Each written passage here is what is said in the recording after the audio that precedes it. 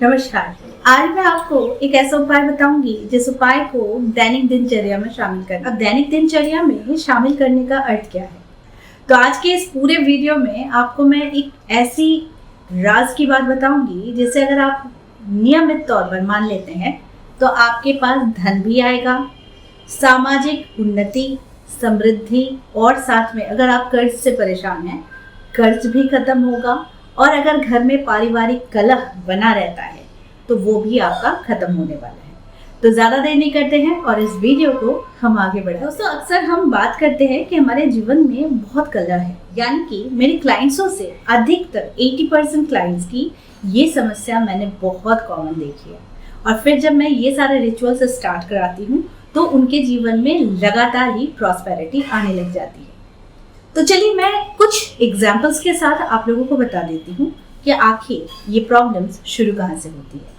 यानी कि पारिवारिक कलह, कर्ज की प्रॉब्लम, पैसा नहीं टिकता या फिर सामाजिक उन्नति नहीं होती, किसी के साथ रिलेशन बहुत ज़्यादा दिन तक नहीं चलता है, हस्बैंड वाइफ में हमेशा कलह ही कलह रहता है।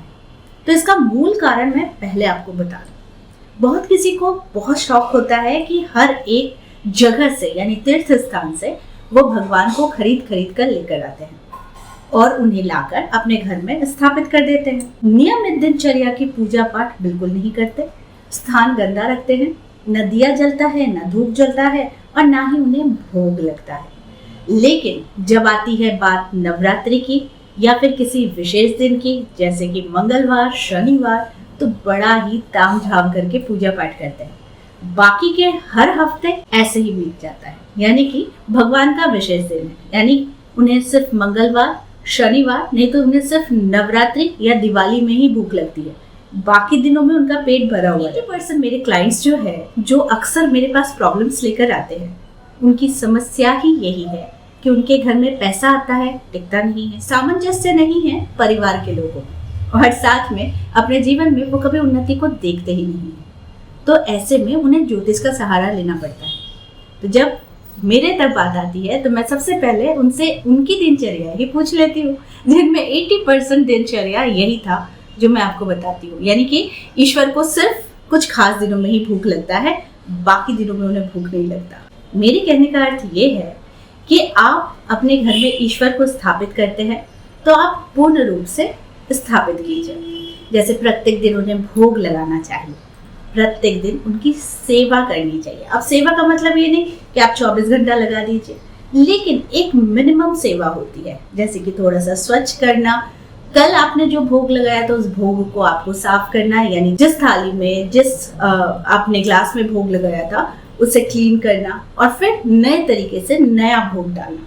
अब भोग का मतलब ये भी नहीं कह रही हूँ कि आप बहुत सारे भोग लगाएं। भोग का अर्थ एक मिश्री से भी हो जाता है, बादाम ड्राई फ्रूट से हो जाता है, बतासे से हो जाता है या फिर नकुल दाने से हो जाता है। तो इतना भी आपका भाव अगर रहेगा ईश्वर को प्रत्येक दिन भोग लगाने का, तो आपके जीवन में कभी भी आर्थिक समस्या आएगी ही नहीं। ठीक है, नोटिस करना, जिस दिन से आप ये सारी चीजें शुरू करोगे, यानी कि ईश्वर को भोग लगाना शुरू करोगे, आपके जीवन से 50% प्रॉब्लम्स वहीं से खत्म होनी शुरू हो जाती है। अगली बात, आप कहीं से भी भगवान उठाकर लेकर आ जाते हैं, लेकिन आपको उनकी विधि मालूम नहीं है। ऐसे बहुत सारे क्लाइंट्स हैं जो उग्र देवी देवताओं की प्रतिमा, मूर्ति अपने घर में स्थापित कर लेते हैं। मुझे कहने में बुरा लगता है, जब मैं अपने क्लाइंट्स की रूटीन पूछती हूँ, यानी पूजा की रूटीन मैं पूछती हूँ और मैं जानना चाहती हूँ कि घर में आप किस देवी देवता की मूर्ति रखे हुए हैं, तो ऐसे में जब मैं सुनती हूँ तो मेरे रोम रोम तक कांप उठते हैं, क्योंकि कुछ देवी देवता बहुत ज़्यादा उग्र होते हैं, जिनकी आराधना सिर्फ पुरुष ही कर सकते हैं, लेकिन घर की महिलाएं उन्हें लाकर वो हमेशा पूजा पाठ भी करते रहती हैं। जहाँ पर निषिद्ध होता है, कुछ देवी देवता जो उग्र होते हैं स्वभाव से, उनकी पूजा सिर्फ और सिर्फ पुरुष ही कर सकते हैं। वैसे देवी देवताओं को आप जब सांसारिक घर में लेकर आते हैं और उनका हमेशा आप अनादर करते हैं, जैसे कि ना तो धूप दीप दिखाते हैं, ना अर्चन करते हैं, ना ही उन्हें भोग देते हैं, ना ही आप नियम पूर्वक उनकी श्रद्धा से आप उनके समक्ष भी 5 मिनट बैठ पाते हैं, तो फिर ये उनका अनादर होता है। इस अनादर से आपको इनका रोष का पात्र बनना पड़ता है।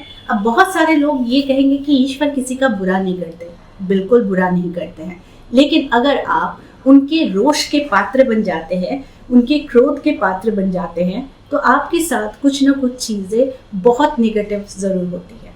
तो इसीलिए जब भी आप देवी देवता लेकर आते हैं घर पे, तो आप उनकी आराधना उसी ढंग से कीजिए जिस ढंग से शास्त्र मत होता है। ठीक है। अगली बात, आप अगर सक्सेस चाहते हैं तो हमेशा कुछ एक पूजा पाठ रेगुलर जरूर रखनी चाहिए।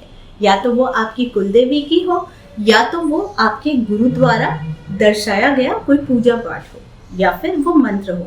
इसका रेगुलर आपको चैंटिंग या फिर जाप या फिर स्तोत्र पाठ, ये सारी चीजें आपको नियमित तौर पर करनी जरूर चाहिए। अगर आपको सिर्फ टेम्पोररी समाधान चाहिए तो आपके लिए YouTube में भरे पड़े हैं बहुत सारे रेमेडी, और अगर आपको परमानेंट समाधान चाहिए तो फिर आप अपने नैतिकता के हिसाब से, आपकी कुल देवी के हिसाब से, आपके गुरु के हिसाब से रेगुलर कुछ नियम होते हैं जिन्हें फॉलो करके आपको जरूर चलना चाहिए।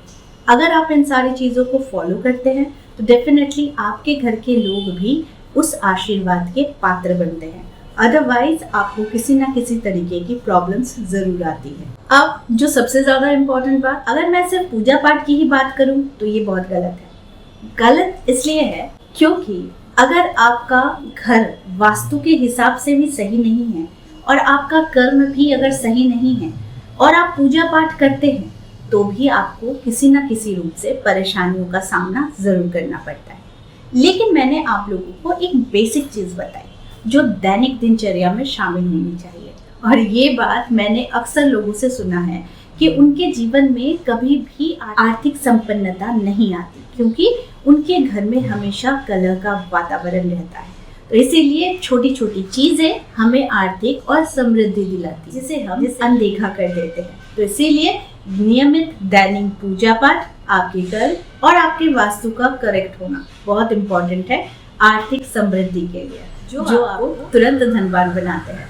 इसीलिए फॉलो कीजिए और अपने जीवन को समृद्धवान बनाइए। तो आई होप आज का वीडियो आप लोगों को अच्छा लगा होगा। इस तरह के वीडियोस मैं आप लोगों तक लाते रहूंगी। आज के लिए बस इतना ही, फिर मिलेंगे एक नया टॉपिक के साथ। तब तक के लिए आप सबको मेरा प्यार भरा नमस्कार।